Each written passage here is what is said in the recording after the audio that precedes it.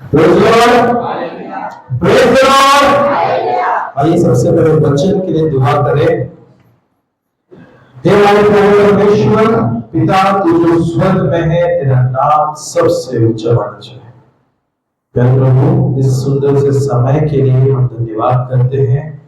सारे गवाहियों के लिए तुझे धन्यवाद करते हैं।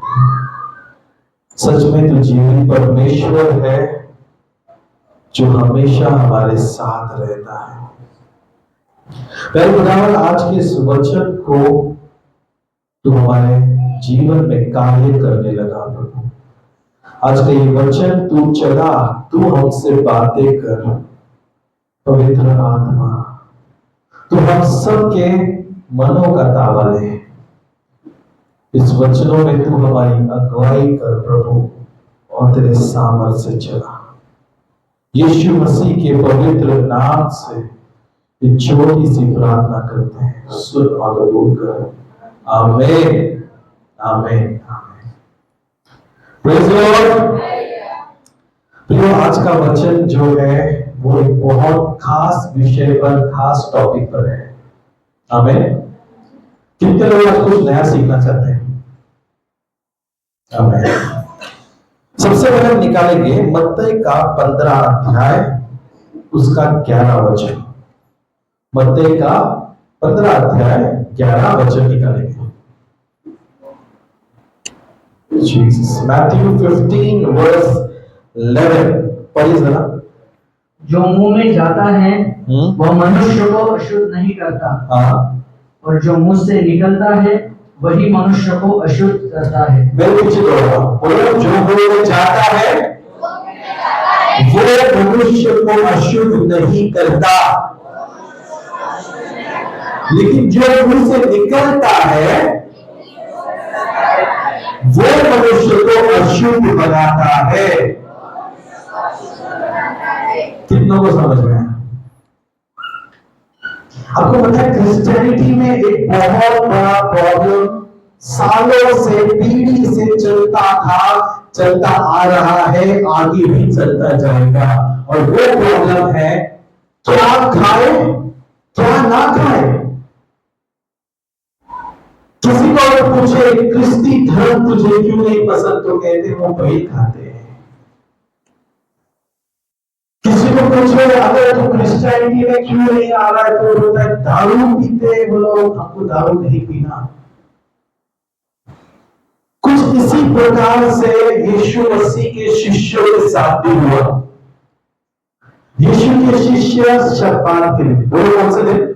शब्बात के दिन। शब्बात यानी यहूदियों का अति पवित्र दिन, जिस दिन कोई भी व्यक्ति काम नहीं करता। एक बर्तन भी उठाकर रखने का अनुमति उस दिन नहीं होता है। उस दिन विश्रांति का दिन है, आराम का दिन है। तो सिर्फ आराम फरमाना होगा। ना ही खाना बना सकते हो, ना ही काम पे जा सकते हो, ना ही किसी प्रकार का काम कर सकते हो। सिर्फ खाना है, पीना है और सोना है, और परमेश्वर की आराधना करना है। पूरे दिन उसकी आराधना करना है। अब ये कट्टर कानून आज तक यहूदी पालन करते आए हैं और करते रहेंगे। अब ऐसे समय में यीशु मसीह अपने शिष्यों के साथ, कितने शिष्य थे? 12 शिष्यों के साथ घूमने को निकलते हैं। क्या कर रहे हैं? टहल रहे हैं। अब जब यीशु मसीह घूम रहे हैं, शिष्यों को लगा भूख। अब शिष्यों ने क्या किया? वो लोग कनीज होते ना, क्या बोलते उसे? कौन? मक्कई का जो झाड़ आपने देखा कभी? वो झाड़ पे जब जो नया मक्का लगता है तो बहुत छोटा और नरम होता है, सॉफ्ट, बेबी कॉर्न्स बोलते हैं। वो तोड़कर वो खाने लगे। अब कुछ यहूदी उंगली करने वाले फरोशी, उनका पूरा ध्यान किस पे था? पूरा ध्यान प्रभु और उसके चेलों पर था। यीशु ने गलती किया? नहीं किया। चेलों ने तोड़कर खाया। अब यहूदी लोग यीशु मसीह को भेजते हैं और पूछते हैं कि क्या तुम अपने शिष्यों को गलत करने से नहीं रोक सकते? तुम्हारे शिष्य पाप कर रहे हैं। क्या था पाप? कनीज तोड़कर अब यीशु मसीह उन्हें एक बहुत सुंदर जवाब देते हैं। कुछ लोग दोष लगाते हैं और कहते हैं कि तुम्हारे शिष्य बिना हाथ धोए ऐसे ही खाना खाते हैं। प्रभु सुन रहे हैं। अब यीशु उन्हें जवाब देता हुआ कहता है, जो तुम खा रहे हो उससे तुम ना ही पवित्र बनोगे ना ही अशुद्ध बनोगे, ना ही धर्मी बनोगे ना ही पापी बनोगे, क्योंकि तुम जो खा रहे हो वो बाहर निकल जाएगा, लेकिन जो तुम्हारे मुंह से बाहर आ रहा है क्या तुम उसे वापस ले सकते हो? इसी चीजों से तुम्हारा न्याय किया जाएगा, यीशु मसीह कहते हैं। आज का हमारा विश्वास, आज का हमारा वचन है जबान। बोलो, अपने जबान को लगाम लगाओ। क्या लगाओ? जोर से बोलो, अपने जबान को लगाम लगाओ। अभी मैं नहीं चाहता कि चर्च में कोई भी खाने पीने के विषय को लेकर एक दूसरे से भिड़े। पास्टर में प्रसाद खाते हैं, पाप करते हैं। प्रसाद क्या है? किस चीज से बना प्रसाद मुझे बताओ। शैतान का मटन कुछ दिया उसमें? नहीं ना। वो एक खाना है जो बाकी के दिन तुम मजे से खाओगे।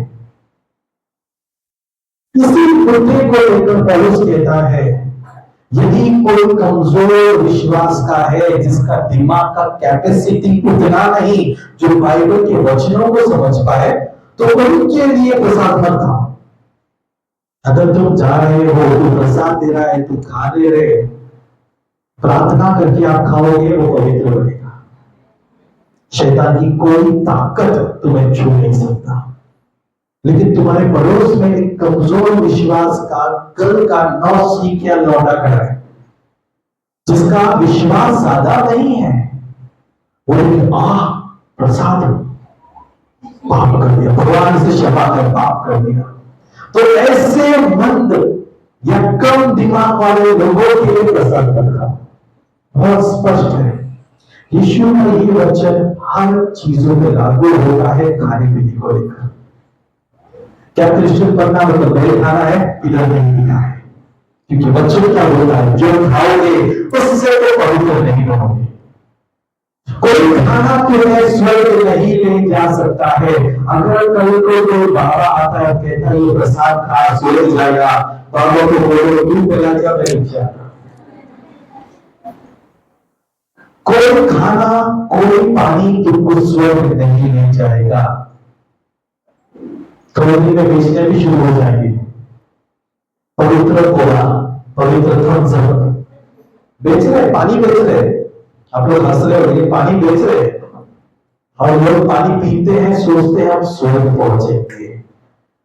सोचने की बहुत भारी चीज बहुत अच्छा लगा चीज। उसने कहा पास्टर एक दिन ना चर्च में सिखाओ, बाइबल सर के नीचे रखने से, छाती पे लगाने से लोग स्वर्ग नहीं जाते।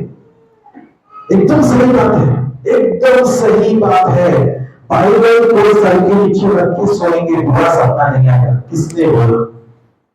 ये पास्टर सिखाते हैं। आप लोग को मजा लगता है, लेकिन कई सारे ऐसे अनपढ़ पास्टर्स हैं जो अपनी गरीब जनता को बोलते हैं, बुरा सपना आता है, तकिए के नीचे बाइबल रख दो। डर लगता है, छाती पे बाइबल लेकर जाओ।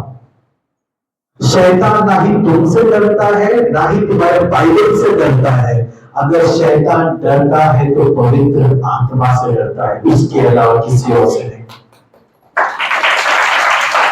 बाइबल पढ़ने से, उस पर चलने से तुम स्वर्ग जाओगे। कंडीशन याद रखो, बाइबल खोलना पड़ता है, पढ़ना पड़ता है, और पढ़ने के बाद क्या करना पड़ता है? उस पर, उस बाइबल के वचनों पर चलने पर ही आप स्वर्ग जाओगे, नहीं तो आपको पता है हमारे चर्च के लोग ना एक चीज में बहुत माहिर है। बोलो क्या? अपने कानों का इस्तेमाल। बोलो अपने कानों का। हमने कितने कान दिए? क्या करते पता है आपको? ये कान से सुनते, इधर से गायब, यहां से सुना और यहां से जगह पे छोड़ दिया। ये वचन बिल्कुल नहीं, वचन चुन रहा है। नहीं पास्टर बल्ले नहीं बोले, पापों से पश्चाताप नहीं करना चाहते और आशा रखते स्वर्ग राज का। आज मैं आपसे एक चीज कहना चाहता हूं, याद रखो, तुम्हारे कर्मों से ही नहीं लेकिन तुम्हारे जबान से निकलने वाले शब्दों से तुम्हारा न्याय होगा। तुम्हारे मुंह से आज क्या निकल रहा है उसके द्वारा तुम्हारा न्याय होगा। एक बहुत सुंदर वचन है, याकूब का पहला अध्याय 26 वचन, याकूब का पहला अध्याय उसका 26 वचन पढ़िए। यदि कोई अपने आप को भक्त समझे, यदि कोई अपने आप को धर्मी समझे, भक्त लिखा है उसे छोड़ो, सही शब्द है धर्मी। यदि कोई अपने आप को धर्मी समझे और अपनी जीभ पर लगाम ना दे, और अपने जबान पर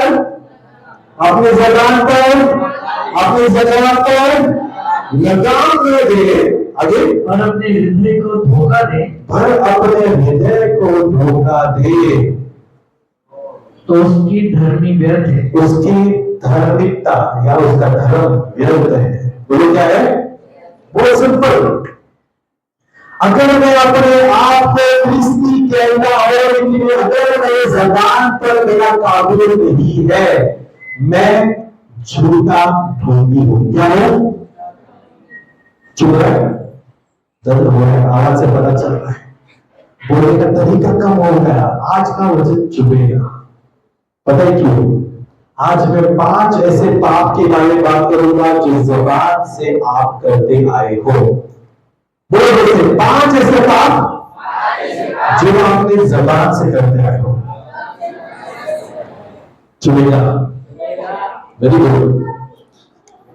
अगर कोई अपने आप को धर्मी मानता है और सोचता है मैं स्वर्ग जाऊंगा, एक कंडीशन में जा पाओ, जबान काट दो।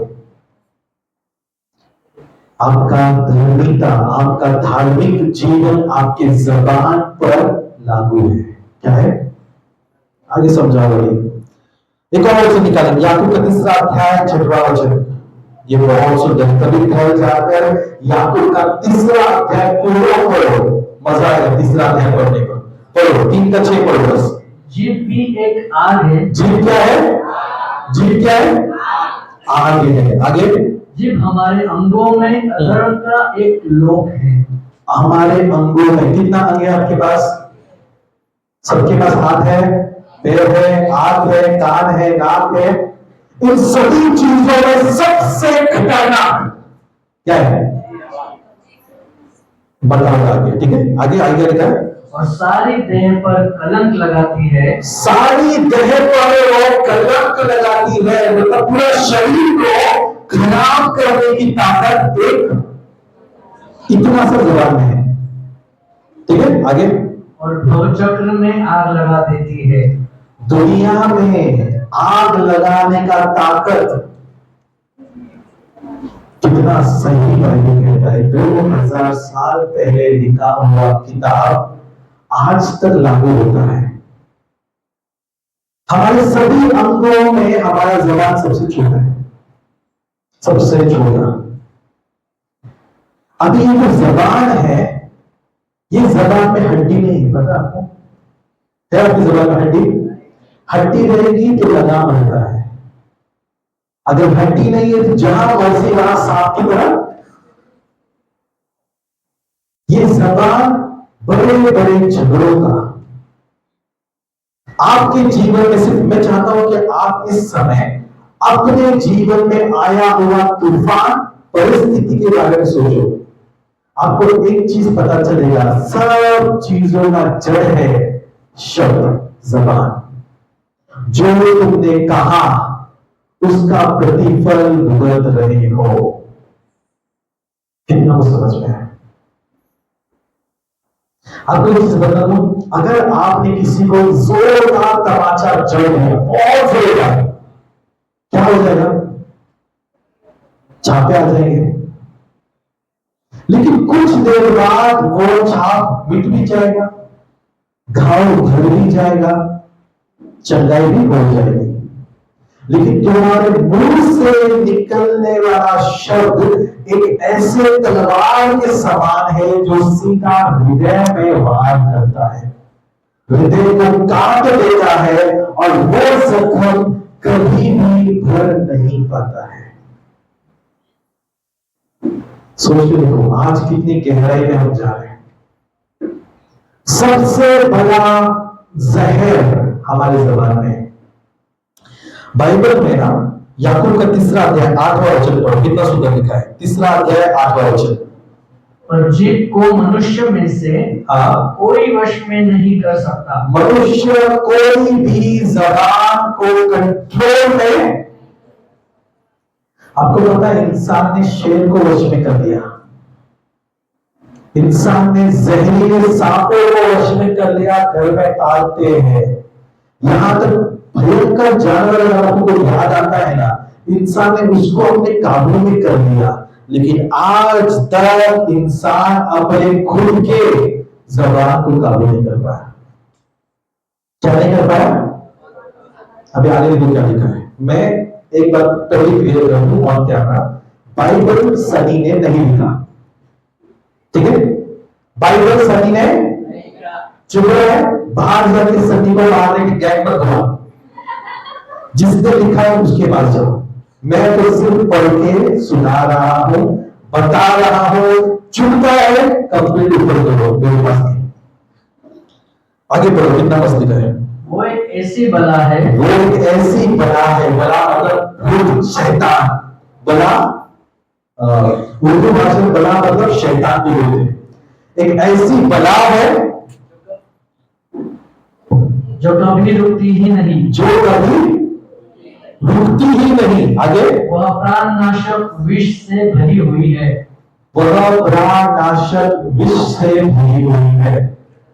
सिंपल शब्दों में बताओ, जबान जहर से भरा हुआ है। क्या है?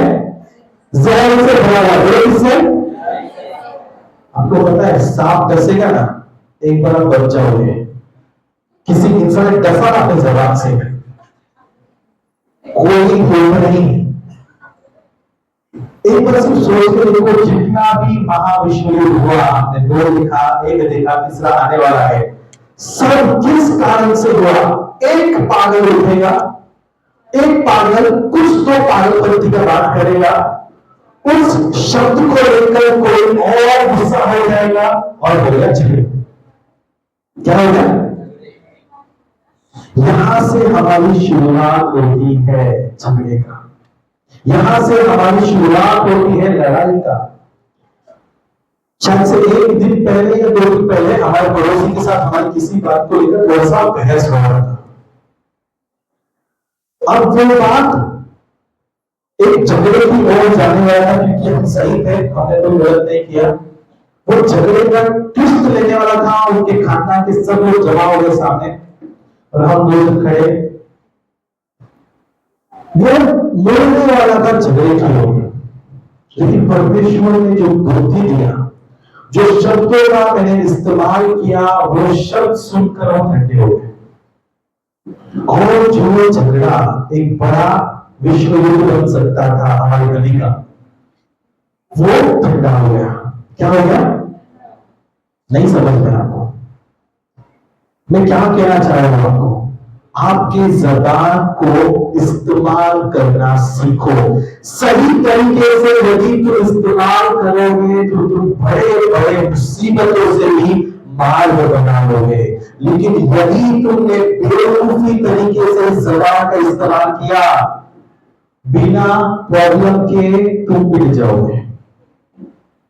आज मैं 5 पापों के बारे में बात करूंगा जो हर क्रिस्ती या जो अपने आप को धर्मी समझता है वो करते हैं। और मैं जानता हूं आज आप सब सहमत होंगे आज के वचन के साथ। तैयार हो? सबसे पहला पाप हम लोग फटाफट लेंगे। सबसे पहला खतरनाक पाप जो आपको नरक में पटक पटक के पीटने के लिए काफी है, और वो है गाली गलौज। क्या है? बोलो क्या है? कुछ समझ में आया? दिमाग में कुछ हिट हुआ? हम क्रिस्ती, हम जो अपने आप को प्रभु के नाम का रखवाला मानते हैं, मुसीबत आने पर या झगड़े होने पर हमारे अंदर कौन सा प्रभु है दिख जाता है। मैं शरणपुर में रहता हूं, एक क्रिस्ती समाज, क्रिस्ती समाज सिर्फ नाम का है, उनमें क्रिस्त नहीं। अगर आपको थाई क्रिश्चियन का उदाहरण चाहिए, कभी शरणपुर की लड़ाई झगड़े आपस में झगड़ा होगा, 2 मिनट आगे खड़े हो जाओ, मजा आ जाएगा। ऐसे ऐसे गालियां सुनोगे जो ना ही हिंदू ना ही कोई मुसलमान कोई अन्य जाति का भी नहीं देगा, इतने लेवल के रहते हो। और जब चर्च आया, सफेद कपड़ा पहन के सबसे आगे, प्रभु बोले सबसे आगे तू मेरे मित्र। आप हंस रहे हो, ये सच्चाई है। आपके घर में भी होने वाली सच्चाई है। हम चर्च आते हैं, प्रभु की आराधना करते हैं, उसकी महिमा करते हैं, लोगों को सुवार्ता देते हैं, लेकिन अपने ही घर में हम गंदे गंदे भरते गालियों से बात करते हैं और हम कहते हैं हम स्वर्ग जाएंगे। बोलो, स्वर्ग जाएंगे। प्रभु कहता है जो तेरे मुंह से निकल रहा है, मैं न्याय उससे करूंगा। मैं न्याय, गाली देने वाले स्वर्ग जाएंगे? बाइबल में एक जगह लिखा हुआ। मैंने एक पास्टर का डायलॉग सुना था, पास्टर का और उनकी चर्च में किसी बात को लेकर बहुत बहस हुआ। वो पास्टर को चर्च में माइक में अनाउंस किया, मैं पास्टर हूं, ये सफेद चप्पा जब तक मेरे ऊपर है ना, आपको पता पास्टर सफेद कपड़ा पहनते हो, वो जब तक ये सफेद कपड़ा मेरे ऊपर है ना, तब तक मैं कंट्रोल में हूं।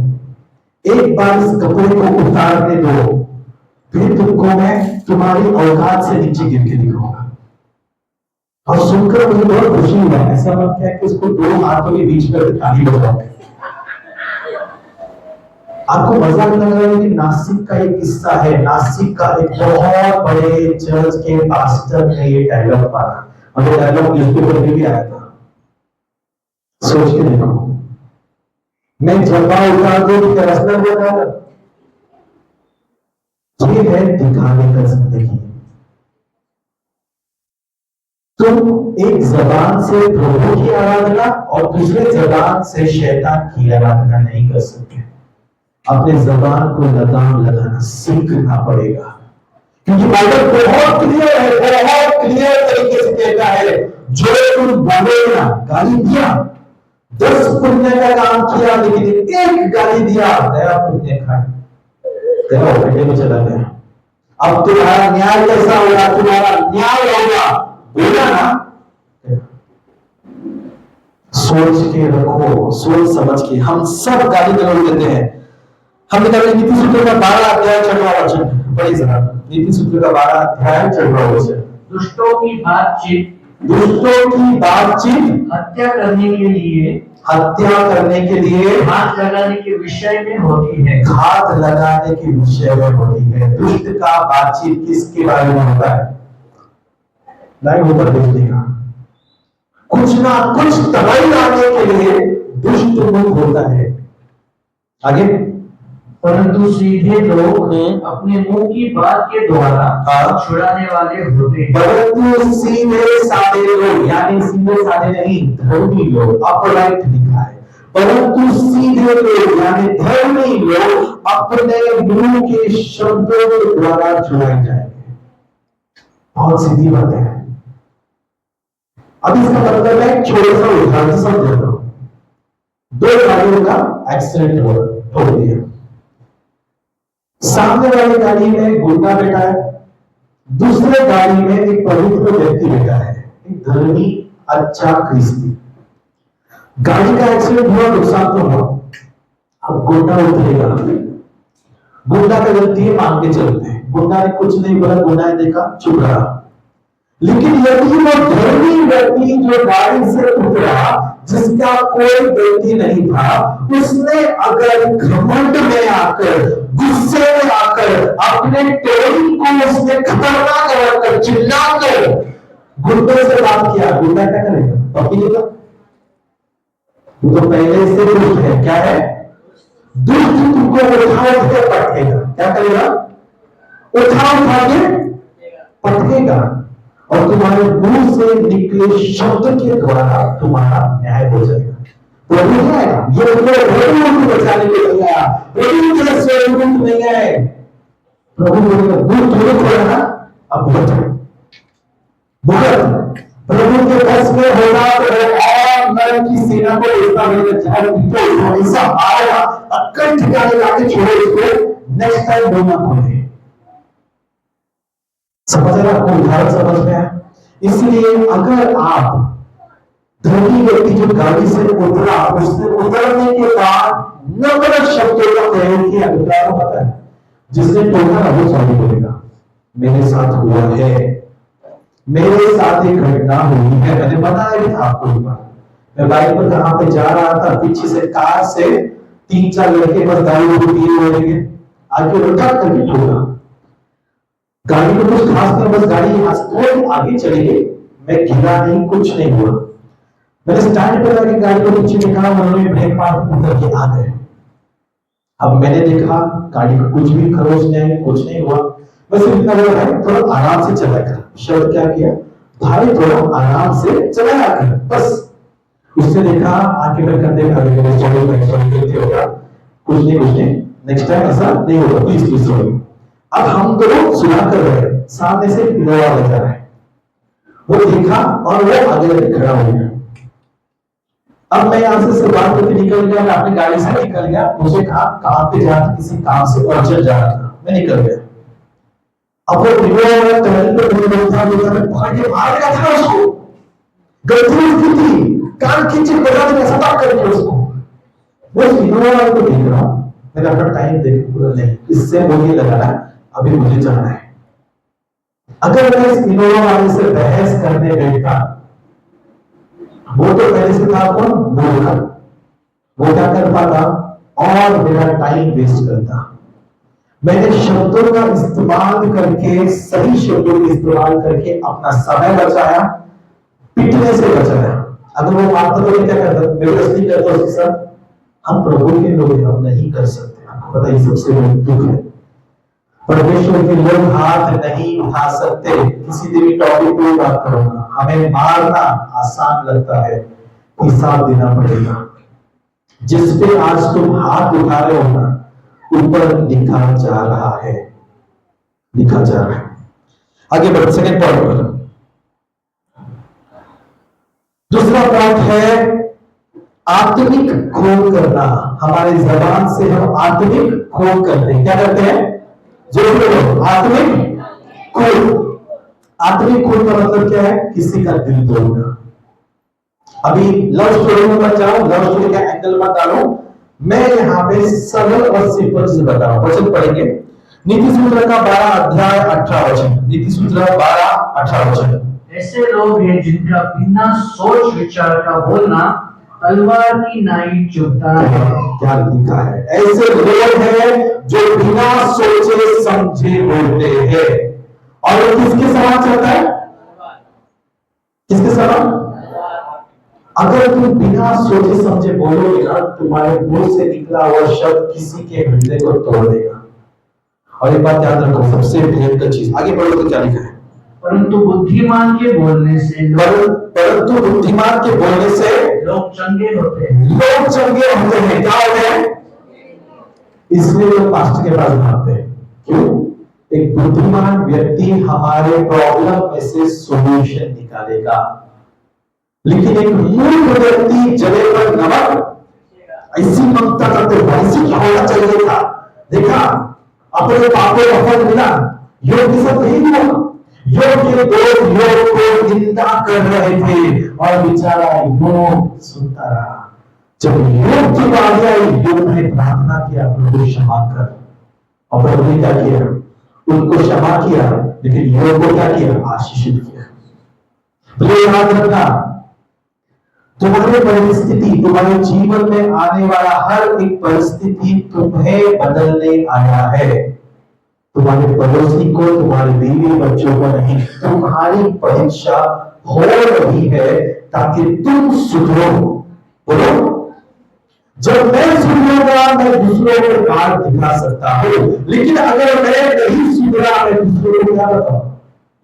इसलिए आज लोग ना यीशु के नाम से हंसते हैं, क्रिसमस की निंदा उड़ाते हैं। क्यों निंदा उड़ाते हैं? ये धोखी है। क्या है? आज क्रिश्चियन चर्चेस 1 किलो राशन देते हैं तो हम चर्च में पहुंच जाते हैं। कभी कोई मंदिर के बाहर प्रसाद बांटेंगे, खाना बांटेंगे तो लंगर देखने सबसे आगे हम ही होंगे। हम खाने को लेकर, वस्तुओं को लेकर बिक जाते हैं। लोग हंसते इसलिए है क्योंकि हम बोलते यीशु के बारे में। हमारे यीशु कौन है? शांति का प्रभु। हमारे यीशु प्रेम का प्रतीक है। यीशु मसीह प्रेम का प्रतीक है और हम में ना ही शांति है ना ही प्रेम, और हम बोलते हम क्रिश्चियन हैं। क्या बोलते हैं? ठीक हो रहा है? लग रहा है? बदलना जरूरी है, बदलना बहुत जरूरी है। अगर तुम्हें कोई कुछ ऐसा करता है जिससे खून खोल जाए, रास्ता भी बता रहा हूं, सुन के लो। गुस्सा सबको आएगा, मुझे भी गुस्सा आता है, और कभी कभार गुस्सा ऐसा आता है कि अगर मेरे हाथ में उस टाइम पे बंदूक होगा, सीन कुछ और होगा। लेकिन परमेश्वर क्या सिखाते हैं? अपने गुस्से को काबू में रखो। एक बात ध्यान से सुनो, गुस्सा जब तक आपके दिल में है ना, तब तक तुम पाप नहीं कर रहे। इसको बहुत ध्यान से सुनो। जब तक गुस्सा दिल के अंदर बैठा है तुम पाप नहीं कर रहे। वहां पे तुम्हारे पास मौका है उस गुस्से को दबा के खत्म कर देने का, अपने सोच को बदल के इस गुस्से को बाहर देने का। लेकिन एक बार ही गुस्सा यहां से तुम्हारी जबान से बाहर निकल गया, गेम ओवर, तुम्हारा न्याय हो गया। अब तुम लाख सॉरी बोलो, लाख हाथ पे जोड़ो, वो शब्द वापस क्या होगा? शब्द वापस आगे नहीं आएगा। और शैतान क्या करता है मालूम है? तुम्हारे मुंह से शब्द निकलने का इंतजार करता है। निकल गया, आमीन। हम अक्सर गुस्से में आकर अपने बच्चों को शिक्षा देते हैं, अक्सर गुस्से में आकर लोगों का बुरा होने के लिए प्रार्थना करते हैं। मुंह से बोलते हैं बुरा होगा, उसका नाश होगा, उसका ये होगा, उसका ये होगा। मैं आप सबसे आज एक चीज कहना चाहता हूं, उस व्यक्ति का पार भी बाका नहीं होगा, लेकिन बुरा तुम्हारा होगा। तुम नहीं हो जाओगे क्योंकि तुमने अपने जबान से कबूल किया है। दूसरों के लिए आशीष मांगो। प्रभु कहता है अपने दुश्मनों के लिए प्रार्थना करो। सोच के देखो, प्रभु का शब्द निरंतर है। स्वर्ग जाने के लिए हमें वो लेवल रखना जरूरी है। अगर मैं अपने दुश्मनों का बुरा चाहेगा, तुम नरक में जाओगे, तुम्हारा दुश्मन आशीषित होता रहेगा।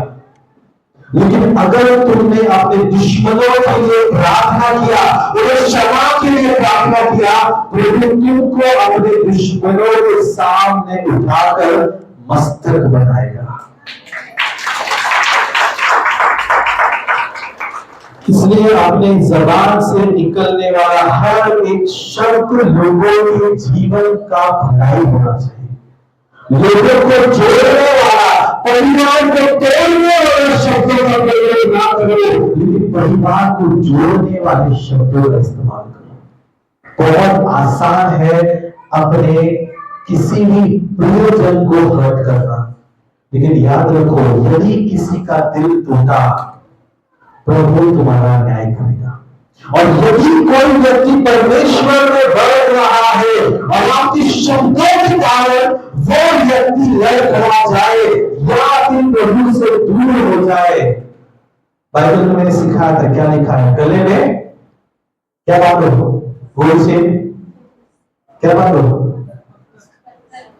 एक बड़ा पत्थर लो, अपने गले में रस्सी बांधो उस पत्थर को समंदर में फेंककर मर जाओ, समंदर में डूब कर मरो, क्योंकि यदि जिस दिन तुम प्रभु के हाथ में मिलेगा, भाई साहब ऐसा मारेगा, ऐसा पीटेगा ना कि अकल ठिकाने आ जाएगी। यहां पे कौन चीज बोलना चाहूंगा, ये मत सोचो जो मसीहा आ रहा है तो शांति का दूत होगा। ये मत सोचो जो यीशु आएगा वो प्रेम करने वाला होगा, नहीं। मैं आपको सिखाने वाला हूं कल या परसों के मौसम में जब भी होगा, जो मसीहा इस बार आएगा वो अपना राज लेने आएगा, वो तलवार का इस्तेमाल करेगा, प्रेम का नहीं। और जो भी व्यक्ति तैयार नहीं है उन्हें काट देगा। सोच के देखो, एक बार यीशु आया, प्रेम के साथ आया, दुनिया ने ठुकराया। अब वही यीशु इस बार सेना लेकर आएगा। और जिसने खिले टोटे हुए जो राजा ने पूछा था, क्या तू मसीह है, क्या तू राजा है, उन सबको वो दिखाएगा वो कौन है। हमें अपने शब्दों का सोचकर किसी के भी दिल को ठेस पहुंचे ऐसा शब्द ना बोलो। गुस्सा आ रहा है, स्माइल करके छोड़ दो, हंसो, क्यों पता है मूर्खों को हम समझा नहीं सकते। स्माइल काफी है। जब कोई मूर्ख शब्दों का इस्तेमाल करता है, उसको करेक्ट करने की जगह हंस के छोड़ दो। घास नीला है, नीला है, आमीन। मैं हरा नहीं बताऊंगा, समझ आया। तीसरा पॉइंट, ये 90% लोग करते हैं और ये टाइम पास है, ये गेम मैक्सिमम स्त्रियों का सबसे फेवरेट गेम है। पूछो क्या?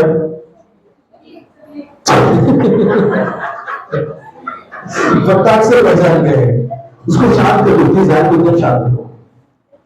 तीसरा बात है चुगली। जब भी हम किसी का चुगली कर रहे हैं, याद रखो आप किसी का निंदा कर रहे हैं, किसी भी आरोप लगा रहे हैं बिना सच जाने। और जब से पता है फोन आ गया तो हमको मिलने की भी जरूरत नहीं है, फोन पर चुगली हो जाती है। कोई बेटा है बहुत दूर किसी अलग गांव में बैठा है, यहां से हम वहां तक चुगली कर सकते हैं टेक्नोलॉजी का इस्तेमाल। दुनिया भर सुनने और सुनने सेकंड पॉइंट है, लेकिन इसका इस्तेमाल चुगली के लिए 100% होता है। वचन में क्या लिखा जरा पढ़ो, याकूब का 4वां अध्याय 11 वचन, जल्दी पढ़ो। याकूब 4वां अध्याय 11 वचन। हे भाइयों और बहनों, एक दूसरे की बदनामी ना करो। एक दूसरे की क्या हुआ, जबान से आवाज नहीं कर रहा, बोलो एक दूसरे की बदनामी ना करो।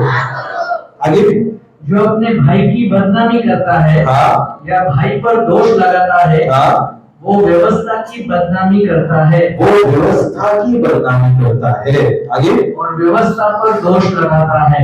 और व्यवस्था पे दोष लगाता है, मतलब प्रभु के ऊपर दोष लगा रहा है। आगे, और यदि तू व्यवस्था पर दोष लगाता है तो व्यवस्था पर चलने वाला नहीं पर उस पर हाकिम ठहरा।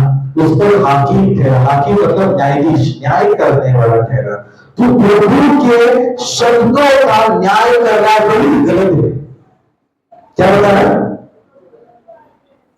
हम परमेश्वर को गलत ठहराते हैं जब हम अपने भाई पे निंदा करते हैं।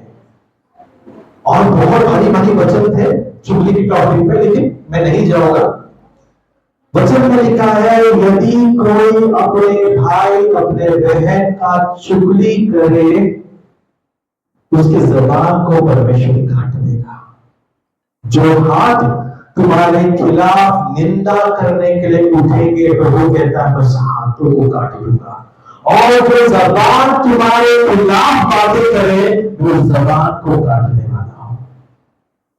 काटने वाले का मतलब क्या है? असली में नहीं काटेगा, उसका मतलब ये है उनको मैं ऐसा सबक सिखाऊंगा जो आज तेरे बुरे परिस्थिति को देखकर तेरा मजाक उड़ा रहे हैं ना, उनके साथ उससे 100 गुना भयंकर मैं समय लाऊंगा, और फिर उनके सामने मैं वही लोग खड़ा करूंगा जिनके सामने तेरी चोरी की थी। सोच के देखो, जो तुम बोल रहे हो वही 100 गुना पाओगे। बोलो, किसी के लिए बुरा मत बोलो, किसी का भला नहीं कर सकते, किसी के लिए बुरा भी मत करो। किसी का मदद नहीं कर सकते तो किसी के पीठ पीछे उसकी चुगलियां करके उसका अपमान मत करो, क्योंकि जो तुम बोल रहे हो 100 गुना मिलेगा। कितना? सोच के देखो। किसी को डाउट है पास्टर ये कहां से बोला आपने?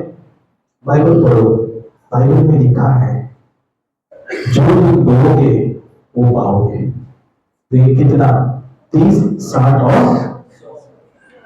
और प्रभु क्या करेगा पता है? भले आशीष कम दे लेकिन बोले 100 गुना देगा, ताकि तुम्हारा अक्ल ठिकाने पर रहे। चुगली सबसे भयंकर सांपों में से एक है। ध्यान से सुनो इस बात को। एक छोटा सा पॉइंट मैं आपको बताना चाहता हूं, सबका ध्यान मुझे चाहिए। अगर आज आप सो रहे हो या ध्यान भटक रहा है, मैं अपना काम कर रहा हूं, हिसाब तुम्हें देना होगा। जब तुम किसी का चुगली करते हो और उस चुगली के कारण किसी का बदनामी होता है, बुराई होता है, या कोई व्यक्ति का नाम खराब हो गया, प्रभु आपसे इस प्रकार न्याय लेगा कि आपने कहा हुआ हर एक शब्द आपके जीवन में आएगा। जो जहर तुमने दूसरों के लिए बोला है ना, वही जहर तुम्हारे परिवार में भी आएगा। मैं एक बहन को जानता हूं, वो अपने पड़ोस में पढ़ने वाले बच्चे से, छोटा सा सुंदर सा बच्चा था, उनके पड़ोसी था, वो बहुत पढ़ाई में अच्छा था, बहुत जल्दी थी, हमेशा उसकी निंदा करने का। उसने अच्छे मार्क्स भी लिखे, क्यों लिखा है इतना? मेरा बच्चा उससे भी अच्छा लिखा था, उसका बच्चा भी होशियार था। अब ये औरत अपने बच्चे का तारीफ करने का छोड़कर पड़ोसी के बच्चे का निंदा चुगली करते रहती थी। अगर वो बच्चे को स्कूल में टीचर ने मारा तो ये खबर बच्चा घर में आके बताने से पहले पूरे मोहल्ले में पता चल जाता था, क्योंकि ये मैडम न्यूज टीवी में काम करती थी, फटाफट सब घर घर जाके बताती थी। ये कर करके ऐसा हुआ, जब 10वीं का एग्जाम आया, उसका बच्चा जो स्कॉलर और टॉपर था उसको 59% आया, और जिस बच्चे का निंदा करती थी वो बच्चे को 72 आया। अब क्या हुआ? प्रभु ने क्या किया? प्रभु ने बिना शब्द के ऐसा फटक दिया, अब आगे पड़ोसी के बच्चे के कानों में लगेगी नहीं। क्यों? तेरे बच्चे ने क्या गुल खिलाया। इसलिए अपने जबान को संभालो। चुगली करने वाले चुगली सुनने से बचो। महात्मा गांधी ने 3 मंत्र बताया, वो मंत्र बच जाओ, आपका जीवन आनंदित रहेगा। किसी की बुराई मत सुनो। यदि कोई आकर तुम्हें किसी और की बुराई बता रहा है, याद रखो शैतान चल कर आ रहा है। अब तुम क्या करोगे? आ गए, तुम कुछ बोलोगे, कोई कुछ और सुनेगा। जिसने कुछ सुना वो जाके कुछ और बताएगा, और ये कुछ में कुछ और हो जाएगा। इसीलिए कहते वक्त, चुगली करते वक्त और चुगली सुनते वक्त सावधान रहो। कोई चुगली कर रहा है, उसको सीधा उसके मुंह को बोलो, मेरे को नहीं सुनना है, प्लीज मेरे को बहुत सुना, क्यों? मेरे को नहीं सुनना, मेरे को अपनी शांति नहीं खोना है। वो बैठा है, उसने बोला है, प्रभु जानता है, प्रभु निकलेगा। तू मत बता, तू बता के तू पाप मत कर और मेरे को पाप में। छोटा सा उदाहरण बताना चाहूंगा। मान के चलो, अगर उस ईदन के बगीचे में वो सांप गूंगा होता तो ईदन के बगीचे का स्टोरी पता है? आदम, हवा और तीसरा कौन था वहां पे? सांप था, शैतान। मान लो कि अगर वो सांप गूंगा होता तो क्या होता? पूरा स्टोरी अलग होता। आज हम लोग यहां नहीं होते, आज हम खेतियों में परमेश्वर के साथ रहते हुए फल खाते, उसकी आराधना करते, आराम से घूमते फिरते, एंजॉय, ना काम को जाने का, ना डब्बा लेके बाइक से जाने का, ना पैसे कमाने का, ना हफ्ता भरने का, ना घर का रेंट, ना किसी का टेंशन, खुशी भरा जीवन होता अगर सांप गूंगा होता। लेकिन समझ पर चलो मान के चलते सांप गूंगा है, सांप ने बोला, शैतान है ना, हमेशा बोलेगा। हमारे अगर सुनकर इग्नोर किया होगा तो जितना दोषी सांप है ना, उतना ही दोषी हवा ही है। उसने सुना, क्या किया? सुनने के बाद उस पर मनन किया, सोचने लगी, और सोचने के बाद क्या हुआ? पाप में गिरी। पाप में तो गिरी, लेकिन क्या हुआ? किसको गिरी? आदम ने, मनुष्य जाति। आदम के अंदर से हम सब निकले हैं। मनुष्य जाति का पहला इंसान आदम था। पूरे पीढ़ी को इसने डुबाया, एक स्त्री ने। इसलिए बाइबल में लिखा है, जो लोग कंप्लेंट करते हैं ना कि पास्टर, लेडीज लोग पास्टर क्यों नहीं बन सकते, भाई ये प्रॉब्लम है। ये अभी से सालों से प्रॉब्लम चलते आ रहा है। लगाव नहीं होता। क्या नहीं होता? और एक सच्चाई मैं आपको बता चलूंगा, और रिकॉर्ड, अगर किसी बहनों को बुरा लगा तो सॉरी। भाइयों में आपको 80% लोग कभी चोरी करते नहीं मिलेंगे, फैक्ट है। 20% है जिसमें वो सॉफ्टवेयर थोड़ा सा अलग हो गया, बाकी 80% भाई कभी चोरी नहीं करेंगे। पता है क्यों? क्योंकि उनको अपने काम से काम है, उनको अपने परिवार को पालना है, अपने घर को संभालना है। और अगर वो टाइम पास करते, चोरी करते रहेंगे, घर को खाना कौन पहुंचाएगा? ये सोच होता है। समझ में आपको? इसलिए भाई अपने जबान को लगा सकते हैं। मैं टपोरियों का बात नहीं कर रहा, खाली दिमाग शैतान का घर की बात नहीं कर रहा, मैं किसकी बात कर रहा हूं? 80% काम धंधा करने वाले भाई। शादी हो गया, बीवी बच्चे, बस काम भला, मेरा परिवार भला, बीच में कुछ नहीं करना। ये फैक्ट है। इसीलिए याद रखो, स्त्री ज्यादा नरक में जाने वाले हैं इसी कारण से। किसी को बुरा लगा, जज मत करो, सच्चाई बता रहा हूं। लेकिन यदि कोई स्त्री ने अपने जबान का ताकत, अपने शब्दों का ताकत समझ लिया ना, वो बहुत बड़ी इवेंजलिस्ट बन सकती है।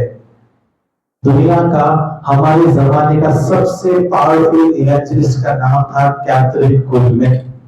एक औरत जिसने अपने शब्दों का पावर जान लिया था, और उसकी वजह से पूरे दुनिया भर का सबसे बड़ा सेवक इस औरत का था। एक औरत था। यीशु मसीह के बारे में पहली प्रचारक कौन थी? एक औरत थी जो उस कुएं के पास पानी निकाल रही थी। सामान्य वुमन जो कुएं से पानी निकाल रही थी। यीशु ने उसे प्रकट किया कि मसीहा हो। उसने क्या किया? पूरे गांव को बताया, सबको नहीं, पूरे गांव को बताया मसीहा आ गया है। और पूरा गांव यीशु से मिलने उस कुएं के पास आया। सोच के देखो, हमारे ज़बान में क्या ताकत है, सही इस्तेमाल करें तो। चौथा पॉइंट कहते फटाफट। चौथा पॉइंट है झूठ बोलना। बोलो। अब इसको चौथा लेवल पे क्यों रखा है, मैं उसको एक्सप्लेन करता हूं। परमेश्वर कुछ ऐसे पाप है जिसे प्रभु नजरअंदाज करता है। क्या करता है? फिर से बोलना चाहूंगा, कुछ ऐसे पाप है जिसे प्रभु नजरअंदाज करता है। ठीक है? उसमें से एक है झूठ बोलना। अब अगर कोई मेरा न्याय करने बैठ गए कि पास्टर ऐसा कैसा झूठ बोला सही है क्या, पूरा सुन लो। झूठ बोलने का दो प्रकार है। पहला, एक ऐसा झूठ जिससे किसी का बुरा नहीं होगा, एक ऐसा झूठ जिससे किसी के जीवन में तबाही नहीं आएगी, ना ही मुसीबत आएगा, वो झूठ को वो नजरअंदाज कर देगा।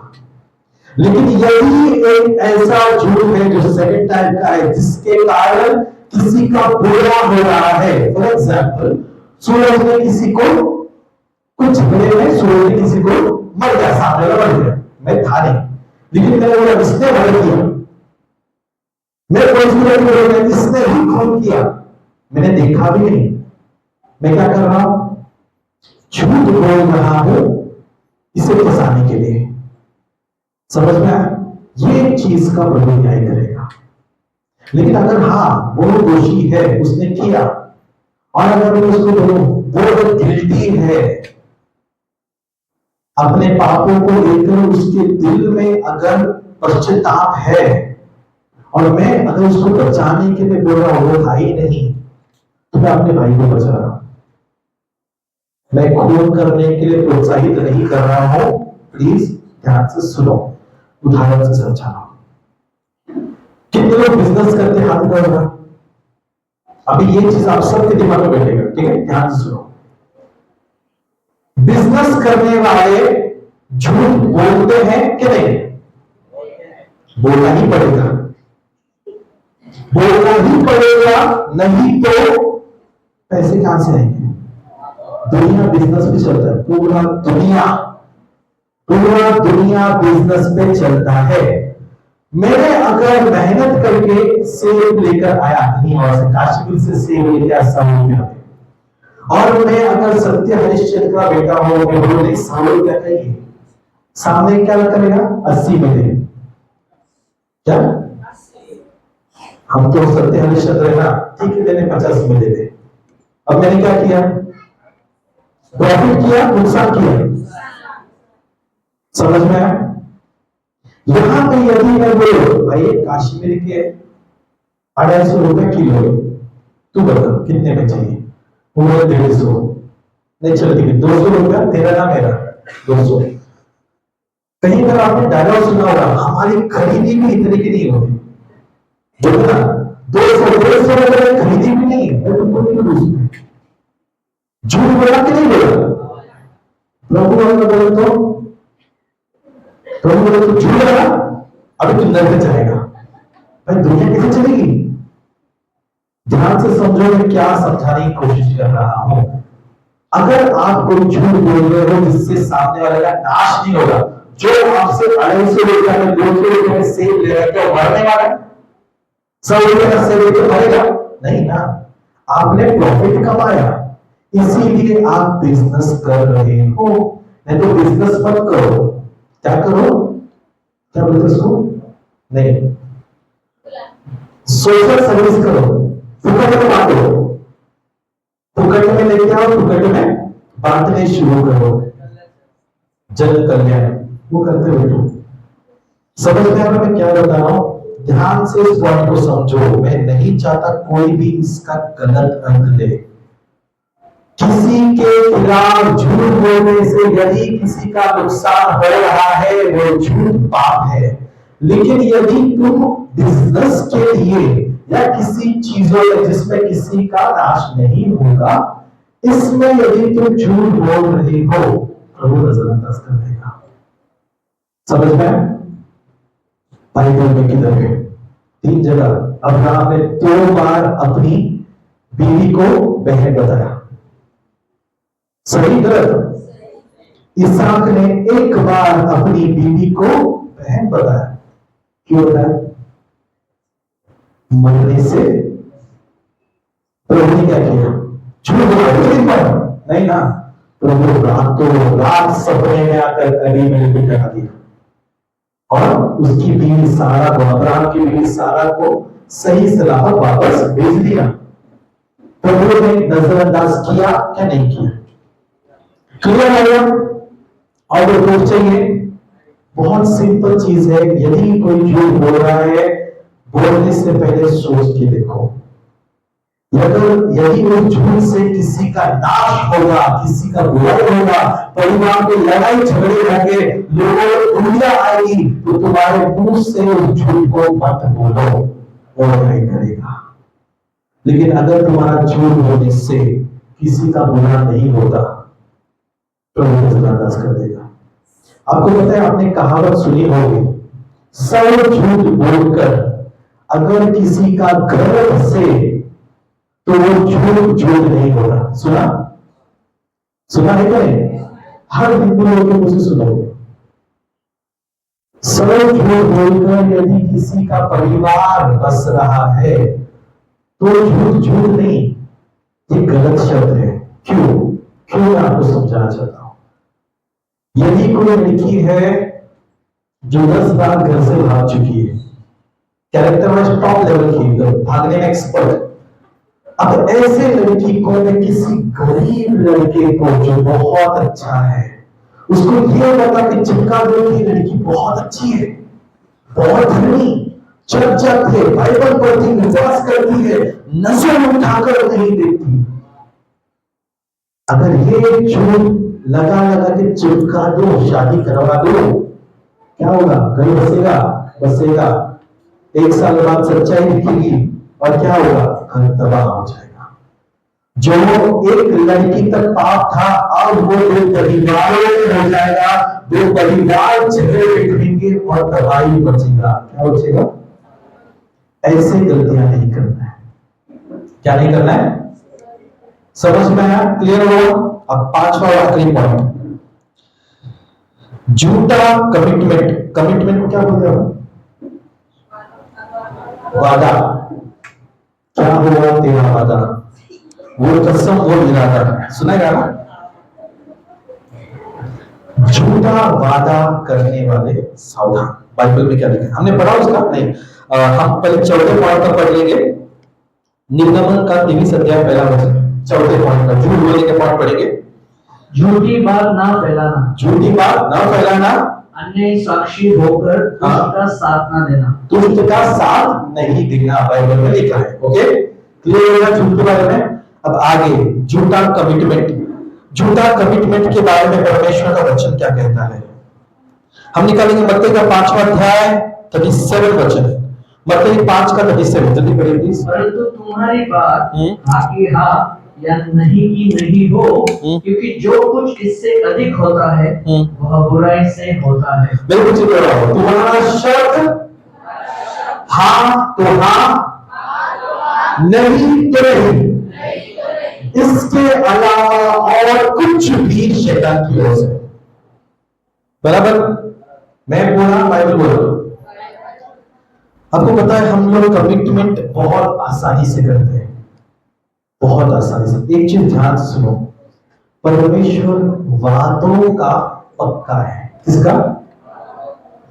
प्रभु के जितने भी दासों ने वाचा बांधा, वाचा यानी वादा, क्या वो लोग एग्रीमेंट करते थे, कोर्ट जाके स्टैम्प पेपर बना के देते थे? शब्द पर होता था। क्या होता था? जोर से बोलो, शब्द पर। परमेश्वर आज भी शब्द पकड़ता है। यदि तुमने प्रभु से वादा किया मैं ये दूंगा, प्रभु उस वादे को पकड़ लिया। और यदि आप अपने वादे से मुंह फेर जाते हो, शैतान परीक्षा देगा, शैतान हमला करेगा। तुम्हारा हाँ हाँ होना चाहिए, ना ना होना चाहिए, उसके आगे कुछ भी नहीं। देखता हूं शैतान की ओर से, बताता हूं शैतान की ओर से, 5 दिन बाद मिल शैतान की ओर से।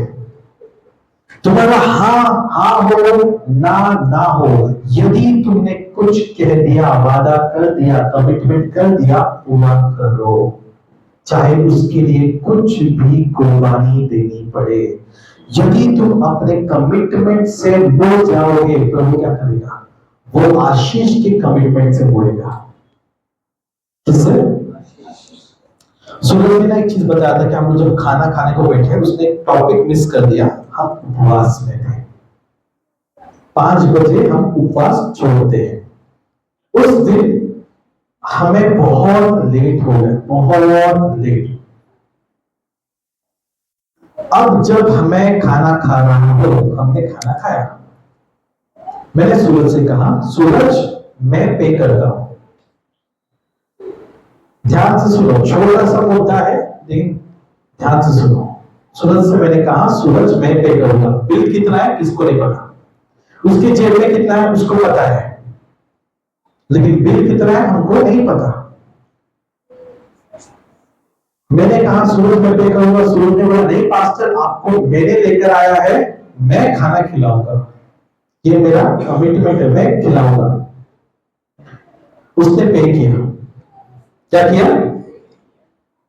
प्रभु ने उस कमिटमेंट को जब उसने पूरा किया, उसे आशीष दिया। कितने दिन में? 2 दिन। कितना गया? 500 गया। आया कितना? 500। नुकसान कितना? 0। समझ में आ रहा मैं आपको क्या सिखाना चाह रहा हूं? वादों को, शब्दों को सोच के चलो। बहुत आसान है एक दूसरे से वादा करना। मेरे से बहुत सारे लोगों ने वादा किया, पास्टर मैं आपको मरते दम तक नहीं छोड़ूंगा, और जितने लोगों ने वादा किया आज गायब। जब कोई आके ये फीलिंग्स आता है, पास्टर आपको मरते दम तक नहीं छोड़ूंगा, मेरे दिल में डर पैदा होता है, प्रभु बचा, इसको नहीं पता है क्या बोल रहा है। शैतान को मार बोल रहे। आंख खुलता है, ऐसा नहीं कि आंख नहीं खुलती, लेकिन बहुत मुसीबतें, परेशानियों जाने के बाद, एक बड़ी दूरी आने के बाद जब तुम्हारी आंखें खुलेंगी तो क्या फायदा? नुकसान जो है हो चुका, बर्बादी जो है हो चुका, अब हम उसे रिटर्न नहीं कर सकते। इसीलिए किसी को भी जबान देने से पहले, प्रभु को जबान देने से पहले सोचो। बहुत आसान है। मैं जब पाप करता था ना, मैं आज पाप में गिरा, मैं घुटने पे आता, प्रभु आई प्रॉमिस कल से मैं पाप नहीं करूंगा, मैं कल से लड़ूंगा। 3 दिन लगता था, 14 दिन फिर से होता, प्रभु कसम से आज जबान देने प्रभु नहीं करूंगा। वो खुदा है, वो समझता है, वो समझता है। इंसान सुधरने की कोशिश कर रहा है। वो 3 दिन का मेरा गैप कब 3 महीने में बदला, कब वो 3 महीने 3 साल में बदल गए, और कब उस पाप से मैं मुक्ति पा चुका, नहीं समझ में आया। इसलिए कमिटमेंट सोच समझ के करो। अगर तुम कमिट करते हो, बोलो मैं आज चर्च के लिए कुछ करूंगा, सोचो सोचो। बहुत सारे उदाहरण मैं आपको दे सकता हूं। एक ऐसी सिस्टर थी जिसने प्रभु को कमिट किया था कि परमेश्वर में तेरे राज में, उनका कुछ हुआ, कुछ अच्छा हुआ, प्रभु इतना इतना तेरे राज में होगी। जिस दिन से कमिट किया उसके बाद से चर्च को नहीं आई, और जब फोन पे पूछते सिस्टर क्या हुआ, पास्टर काम बहुत आ गया है, छुट्टी नहीं मिल रहा है। ठीक है, चौथे महीने फोन आता है, पास्टर बेटी हॉस्पिटल में एडमिट है, प्रार्थना करने आओ, डॉक्टर की दवाई काम नहीं कर पा रहे। वहां पे जाकर जब उन्होंने प्रार्थना किया, उसी दिन उनकी बच्ची चढ़ाई हो गई। शाम होते होते बुखार सब ठीक हो गया, नॉर्मल हो गई, घर पे आ गई। लेकिन आज तक प्रभु को दिया हुआ शब्द पूरा नहीं कर रहे। आज भी वही रिपीट हो रहा है। इसलिए मैं आपसे कहना चाहता हूं, हमेशा से याद रखो, नहीं होगा कमिटमेंट मत दो, होगा तो ही कमिटमेंट दो। और जब तुम प्रभु को कमिटमेंट देते हो, उससे पूरा करो। किसी इंसान को कमिटमेंट देते हो, उससे पूरा करो। हाँ, आगे पीछे हो सकता है, शैतान जरूर परीक्षा देगा, आगे पीछे होगा, लेकिन सामने वाले से बात करके एक रिश्ता बांध कर रखो और कमिट कर रखो। समझ में आज ये 5 पाप कोई शॉर्ट में बता सकता है? 5 पाप क्या है? पहला पाप क्या है? जल्दी बोलो, जबान से बोलो। पहला पाप गाली। फिर से जो भूल रहे हैं, जो अभी नींद से जागे हैं, उनके लिए फिर से रिपीट कर रहा हूं। पहला क्या है? गाली गलौज या श्राप या किसी के लिए कड़वे शब्द बोलना। दूसरा क्या है? आत्मिक खून, किसी का दिल तोड़ देना। तीसरा चुगली। चुगली निंदा एक ही बात है, किसी की निंदा करने वाले। चौथा क्या है? झूठ बोलना। कौन सा झूठ लिखे? नुकसानदायक झूठ। किसी झूठ से किसी का बर्बादी हो गया, नहीं बोल रहे। पांचवा चीज क्या है? झूठा वादा करना। ठीक है, ये शब्द याद है और गाना याद कर लो मैं था।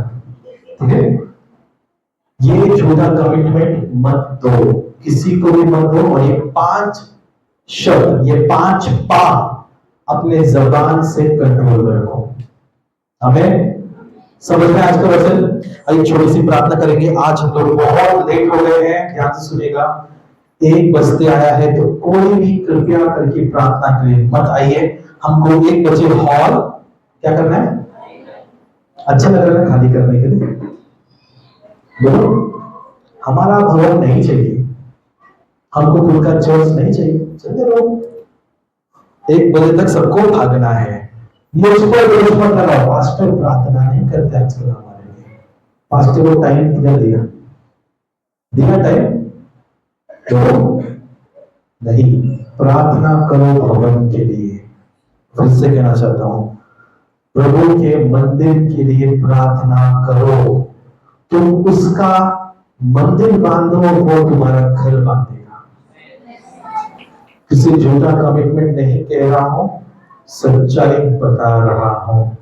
सिर्फ एक बार उसके भवन के लिए कष्ट उठाकर देखो। उसने अगर 100 गुना तुम्हें बरकत नहीं दिया, मेरा नाम बदल दो। आमीन। चलिए प्रार्थना करें। ये हमारे प्यारे परमेश्वर पिता, तू जो स्वर्ग में है, तेरा नाम सबसे ऊंचा माना जाए। आज के सुंदर से वचन के लिए धन्यवाद प्रभु। सबसे पहले हम सभी लोगों के लिए क्षमा मांगते हैं, एक दूसरे के लिए प्रार्थना करते हैं। परमेश्वर क्षमा मांगते हैं, क्योंकि कई बार हमने अनजाने में इन चीजों को नहीं जानते हुए या फिर जानबूझकर हमने वो 5 पाप किए हैं हमारी जबान के द्वारा। प्रभु, इस पापों का पश्चाताप करने के लिए हमें मौका दे।